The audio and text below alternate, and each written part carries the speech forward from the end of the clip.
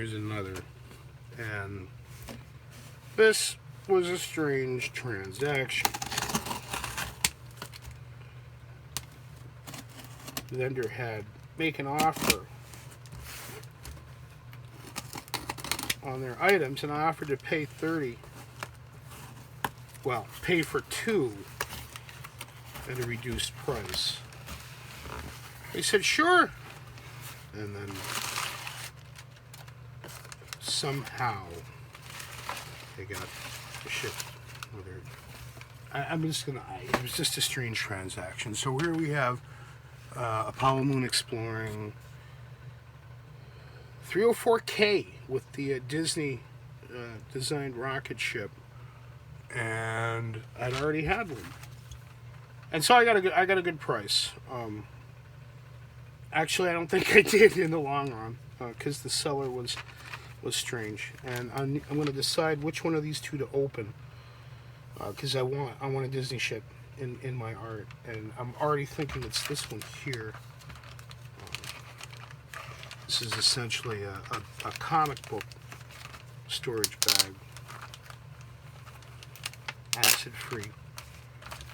Keep my new old stock wrapped up in plastic, and then pin them to the oval wall so that I'm not pinning through the material.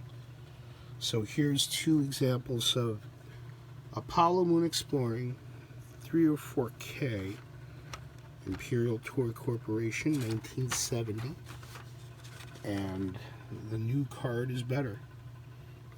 Interesting, same astronaut in the same pose, and this is just yearning right now to be opened. It's in the antenna on the ship is sort of bent, and I'm not going to let that stop me. It can always be refitted carefully. I trust myself to do stuff like that.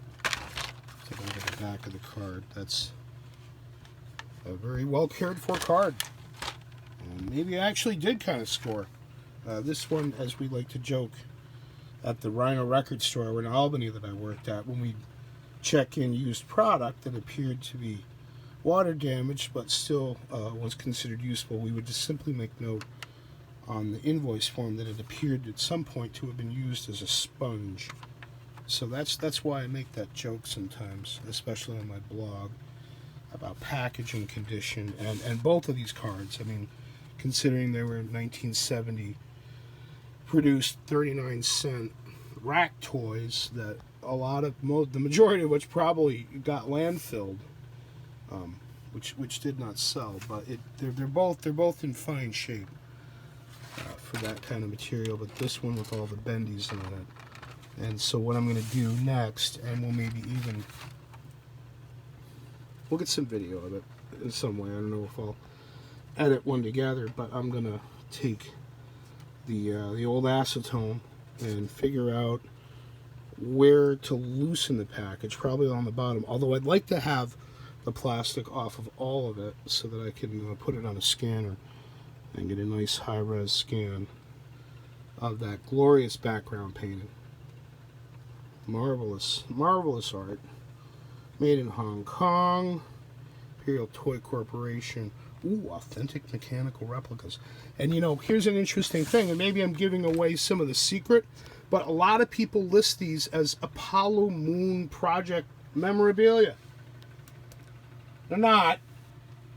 Okay, so this just got interesting. We're looking here at the original listing as posted by the vendor, and I not noticed until I was packing it up that the one that I just got, one of the engine nacelles is cracked off, and sure enough it looks like it was that way on their listing. It was a very fuzzy picture. You couldn't really see it other than to make note that that was the set that it was.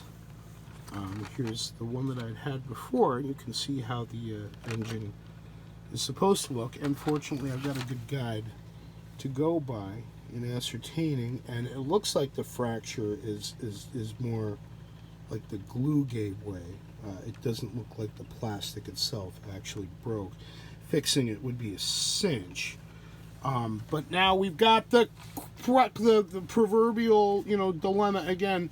Which one do you open? A, with the broken rocket, or B, with the compromised package? We can see that the plastic on the example I'd had previously is cracked. It's also bent at an interesting angle, and of course was used as a sponge at some point.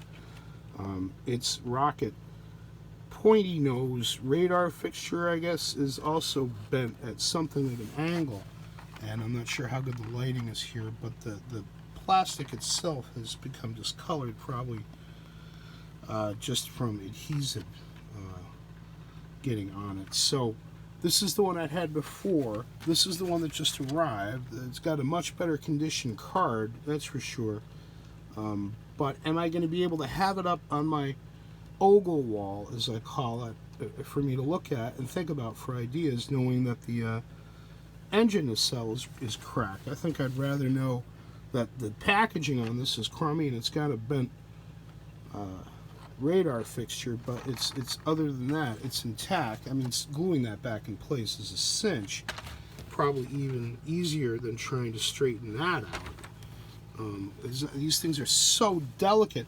When I was packing it up, you hear the little crackle thing, and I looked at it and I'm like, oh no, I just broke the. No, I fortunately had made pictures of the stuff immediately after shooting the opening video, and which is a good habit to get into, because that lets you refer to how it looks like immediately after it came out of the box.